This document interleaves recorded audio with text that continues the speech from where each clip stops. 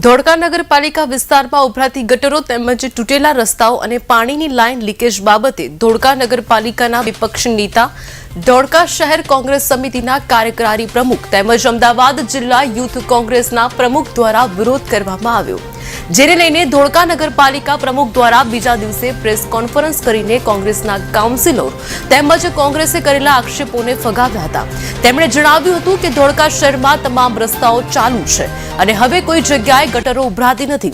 ધોળકા નગરપાલિકા પ્રમુખના નિવેદનને લઈને કોંગ્રેસે વિરોધ નોંધાવ્યો હતો। નગરપાલિકાના પ્રમુખનું પુતળાનું આંખે પટ્ટી બાંધી તૂટેલા રોડ તેમજ ભરાયેલા ગટરના વચ્ચે ઊભું રાખવામાં આવ્યું હતું। વિરોધમાં મોટી સંખ્યામાં લોકો જોડાયા હતા। નામ દાયમાં હાર્દિકસિંહ છે। હું અમદાવાદ જિલ્લા યુવક કોંગ્રેસનો પ્રમુખ છું। અમે 2-3 દિવસ પહેલા નગરપાલિકામાં સ્થાનિક પ્રશ્નો લઈને યુથ કોંગ્રેસ NSOએ અમે સંયુક્ત કાર્યક્રમ આપ્યો હતો।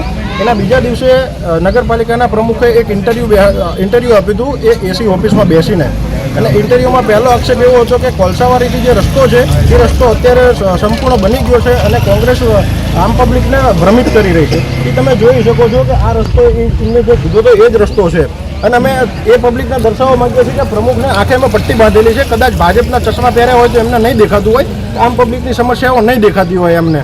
અને એમનો એક બીજો આક્ષેપ એવો હતો કે શુદ્ધ પાણી મળી રહે છે ધોળકામાં। હું તમને 10 જગ્યા એવી જગ્યાએ લઈ જાઉં કે આ શુદ્ધ પાણીની અંદર ડોરું પાણી પીવા લાયક આવે છે, એ પીવા લાયક નથી। અને એમનો ત્રીજો આક્ષેપ એવો હતો કે જો કોંગ્રેસ આ અમને સાબિત કરી આપે કે રસ્તા બગડેલા છે કે રસ્તા નથી સારા, તો અમે બધા કોંગ્રેસના કાઉન્સિલરો રાજીનામા આપે। ચલો, અમે તો સાબિત કર્યું, કાલ તમે રાજીનામું આપી દેજો, ભાજપના બધા કાઉન્સિલરો રાજીનામા આપી દેજો। અને એમનો એ આક્ષેપ પણ બીજો હતો કે આ કદાચ આમાં વિલંબ થયો છે તો વરસાદના કારણે વિલંબ થયો છે। વરસાદ બંધ થયા આજે 1.5 મહિનો થયો છે। 1.5 મહિનાની અંદર તમારે જે સોસાયટી ઊભી કરે સોસાયટી ઊભી થઈ જાય। આમને કામ કરવા નથી, પબ્લિકને ભ્રમિત કરવી છે, પૈસા ખાવા છે અને ખોટા આક્ષેપો બંધ ઓફિસમાં એસી ઓફિસમાં આ બેસીને આક્ષેપો કરવા છે।